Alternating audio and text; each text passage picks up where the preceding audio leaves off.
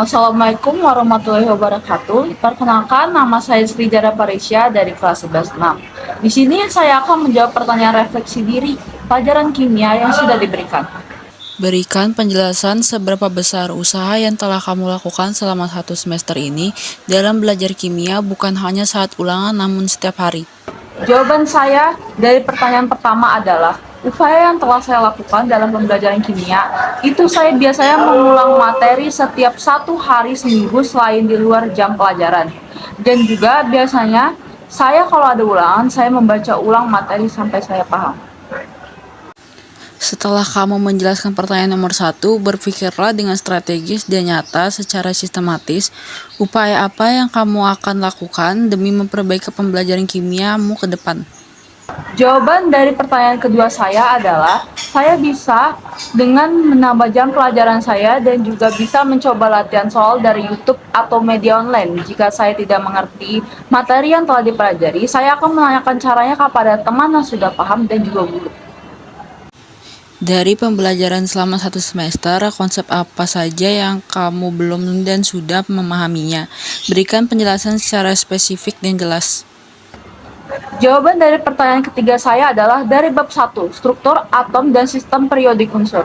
Saya sudah memahaminya bahwa struktur atom terdiri dari 5, yaitu elektron, proton, neutron, notasi atom, dan tingkat energi. Mekanika kuantum terdiri dari pertama, bilangan kuantum. Bilangan kuantum ini terdiri dari bilangan kuantum utama, bilangan kuantum azimut, bilangan kuantum magnetik, dan bilangan kuantum spin. Yang kedua, konfigurasi elektron. Konfigurasi elektron harus mengikuti 3 aturan, yaitu asas larangan Pauli. Jumlah elektron yang menempati sebuah orbital paling banyak 2 yang arahnya berlawanan. Bab 2, ikatan kimia. Saya sudah memahaminya. Ikatan kimia ini harus memiliki kestabilan atom yang dikatakan stabil ketika jumlah elektron keluarnya 2 atau duplet dan elektron keluarnya 8 atau oktet. Ada ikatan ion. Ikatan ini terbentuk oleh atom dari unsur logam dan non-logam. Ikatan kovalen ini terbentuk dari ikatan kovalen tunggal, ikatan kovalen rangkap 2, dan ikatan kovalen rangkap 3. Ada juga ikatan kovalen polar dan non-polar, dan ikatan kovalen koordinasi. Struktur Lewis pada ikatan kovalen. Untuk menentukan struktur Lewis ini dengan menggambarkan elektron valensi dari masing-masing atom dengan titik. Selanjutnya, bentuk molekul. Bentuk molekul menggambarkan posisi atom yang terkait dalam satu molekul secara 3 dimensi. Bentuk molekul lebih mudah diprediksi dengan teori tolakan pasangan elektron kulit valensi dan ikatan yang terbentuk dapat dijelaskan dengan teori hibridasi.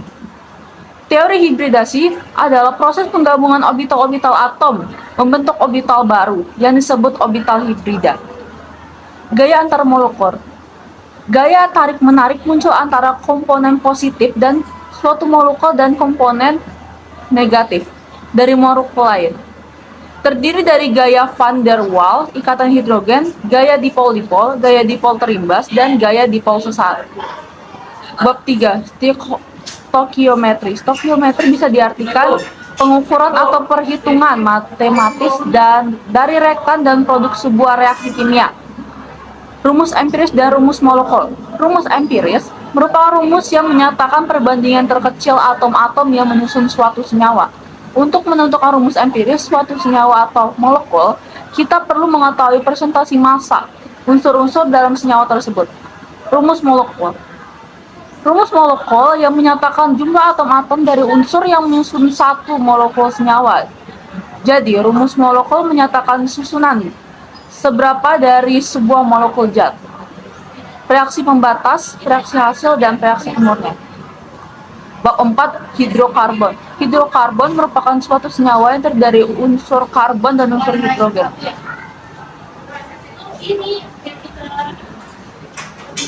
Ikatan kovalen yang terbentuk antara atom karbon dapat berupa ikatan tunggal, ikatan rangkap 2, dan ikatan rangkap 3. Selain membentuk rantai lurus, sesama atom karbon juga dapat membuat rantai yang bercabang dan siklis.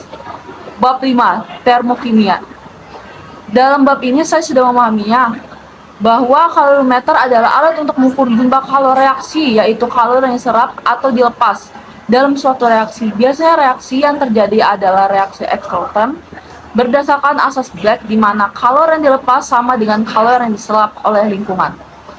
Terdapat rumusnya juga, yaitu Q sama dengan M kali C kali delta T. Nilai suhu umumnya digunakan pada perubahan enthalpy standar adalah 25 derajat Celcius. Perubahan enthalpy standar dilambangkan dengan delta H. Beberapa perubahan enthalpy standar diantaranya perubahan enthalpy berbentuk standar, perubahan enthalpy penguraian standar, perubahan enthalpy pembakaran standar, dan perubahan enthalpy pelarutan standar. Hukum S. Hukum S memiliki diagram siklus pembentuk dan diagram tingkat energi pembentukan. Rumusnya yaitu delta H3 sama dengan delta H2 tambah delta H1. Kekurangan dari pembelajaran kimia saya adalah masih sulit memahami soal. Saya langsung bingung ketika mendapatkan soal yang sulit dimengerti. Perlu disadari juga bahwa kondisi setiap orang berbeda. Menurut kamu, kesalahan apa saja yang kamu telah lakukan yang membuatmu lambat dalam proses belajar? Jawab dapat dikaitkan dengan keadaan rumah, di sekolah, lingkungan, dan masyarakat, serta kemungkinan mengatasinya. Jawaban saya dari pertanyaan selanjutnya ialah saya terbilang malas membaca buku pelajaran dan juga terlalu banyak bermain game atau membaca novel dan komik. Cara mengatasinya dengan cara saya bisa menyeimbangkan kegiatan saya dengan cara jika ada waktu luang saya bisa mempelajari pelajaran yang utama terlebih dahulu baru saya melakukan kegiatan yang lain. Jawaban dari pertanyaan terakhir, yaitu saya harap kedepannya dengan adanya pembelajaran kimia ini, saya dapat lebih banyak mendapatkan wawasan yang lebih baik lagi, dan juga dapat membantu masyarakat dalam menyediakan obat-obatan. Apa harapanmu dalam pembelajaran kimia lalu dan yang akan datang? Kaitkan dengan impianmu dalam membangun masa depanmu. Jawaban dari pertanyaan terakhir, yaitu saya harap kedepannya dengan adanya pembelajaran kimia ini, saya dapat lebih banyak mendapatkan wawasan yang lebih baik lagi, dan juga dapat membantu masyarakat dalam menyediakan obat-obatan. Dengan adanya kimia ini, saya akan tahu kuantitatif dan kualitatif senyawa-senyawa kimia yang dapat berkhasiat dan dapat dipergunakan sebagai obat. Terima kasih. Wassalamualaikum warahmatullahi wabarakatuh.